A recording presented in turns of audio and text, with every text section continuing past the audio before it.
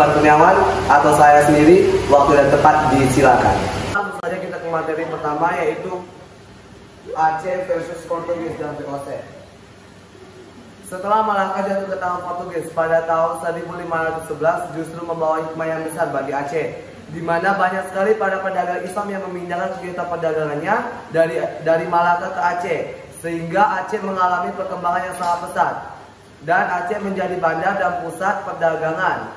Dengan tampilan Aceh yang baru dari segi ekonomi dan politik, dari kawasan pantai Sumatera Barat hingga ujung pantai Pulau Sumatera, membuat Aceh disegani oleh para pedagang asing.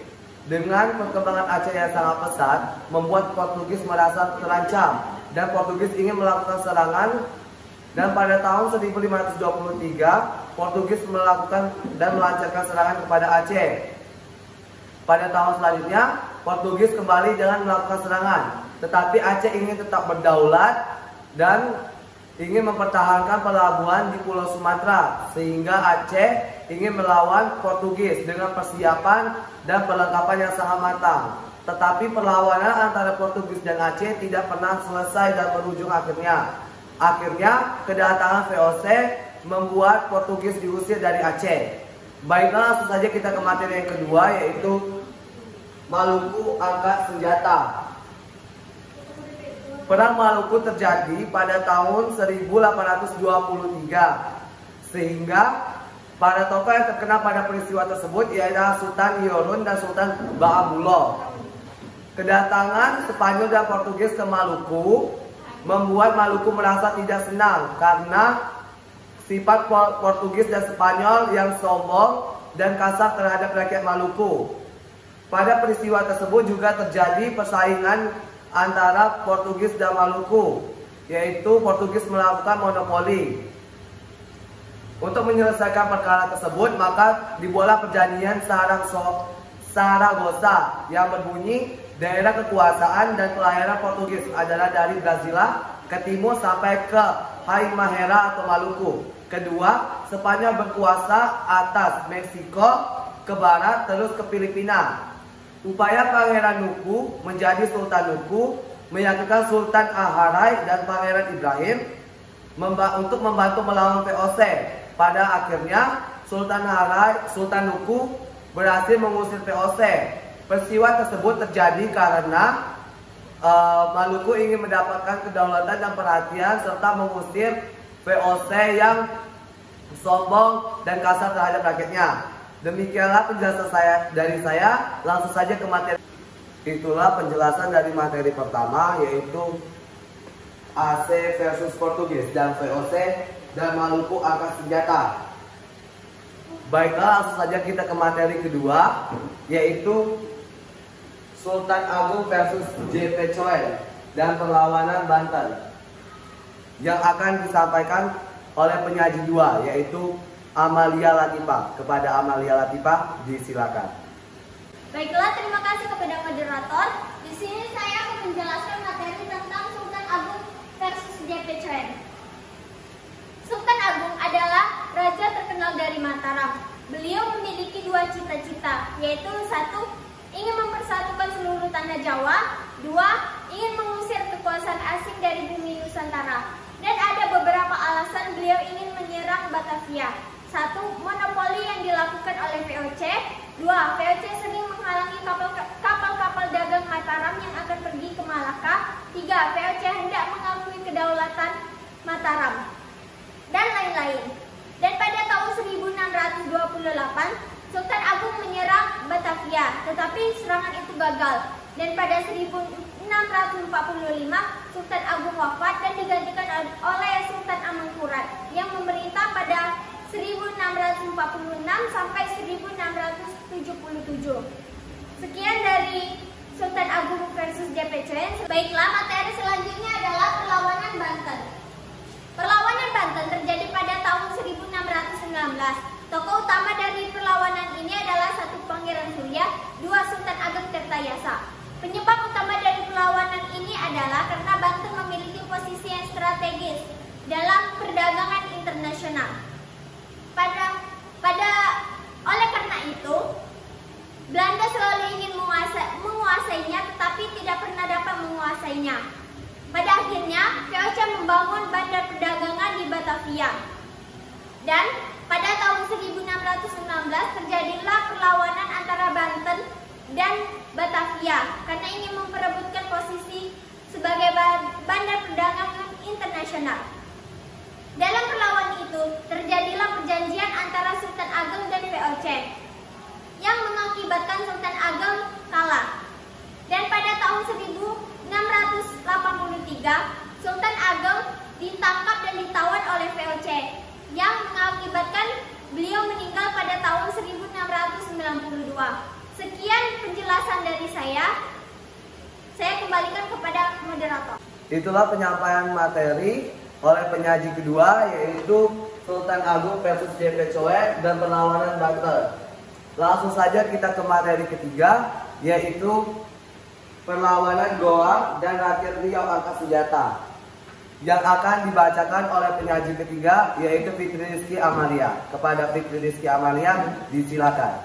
Terima kasih kepada moderator yang telah memberikan kesempatan saya untuk menyampaikan materi perlawanan Goa dan rakyat Riau angkat senjata. Perlawanan Goa. Perlawanan Goa ini terjadi pada tahun 1634 yang bertepatan di Maluku.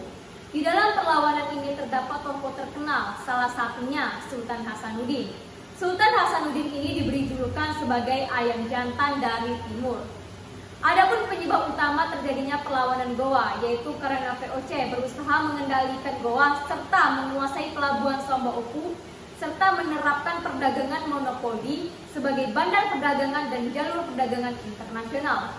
Upaya yang dilakukan rakyat Goa untuk melakukan perlawanan kepada VOC dengan cara membuat benteng-benteng pertahanan. Di dalam perlawanan ini terdapat perjanjian yang disebut sebagai Perjanjian Bongaya yang terjadi pada 18 November 1667.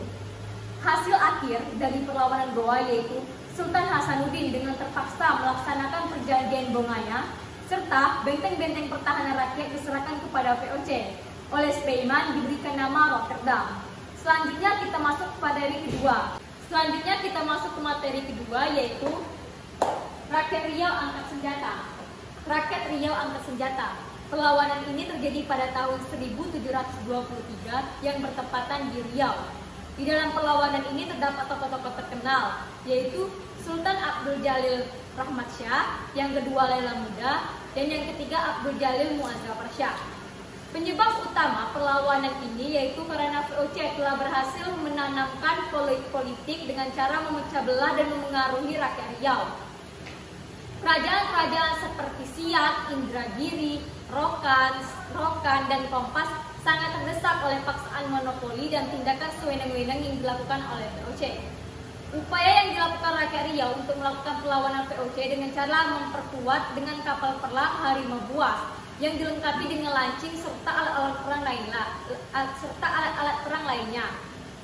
Nasib akhir dari perlawanan ini yaitu Sultan Siak melakukan perlawanan kepada VOC dengan siasat hadiah Sultan.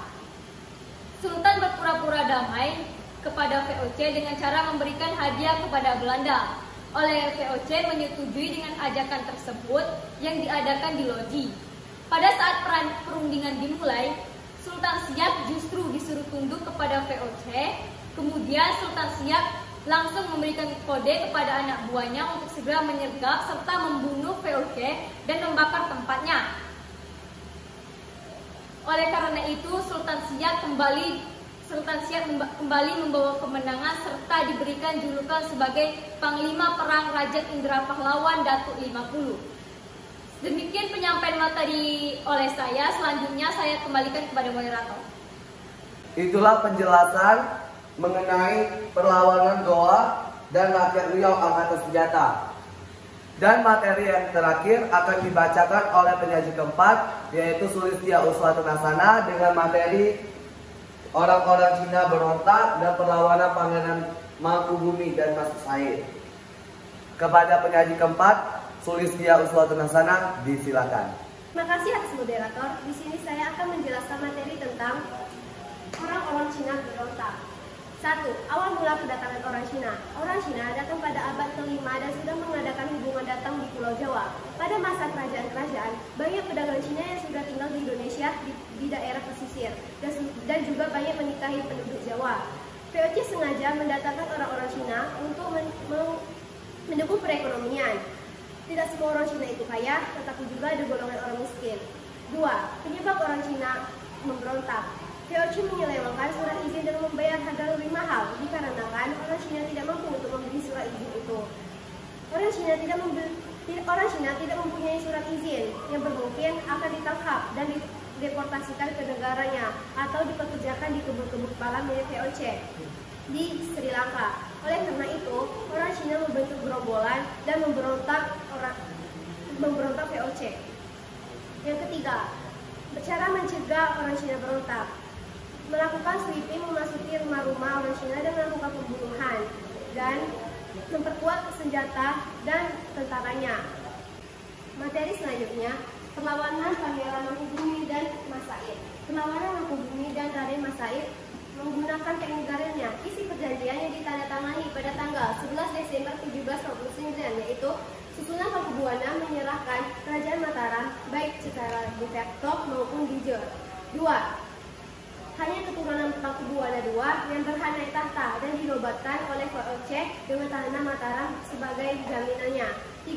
Putra mahkota akan segera dinobatkan secara Pakubuwana II wafat. Tanggal 15 Desember 1749, Van Hohenzollern mengumumkan putra mahkota Pakubuwana III. Demikianlah presentasi dari kami. Kami sangat mengharapkan semoga penonton bisa memahami yang kami sampaikan. Apabila ada kesalahan kata, kami ucapkan mohon maaf. Wabillahi taufiq wal hidayah. Wassalamualaikum warahmatullahi wabarakatuh.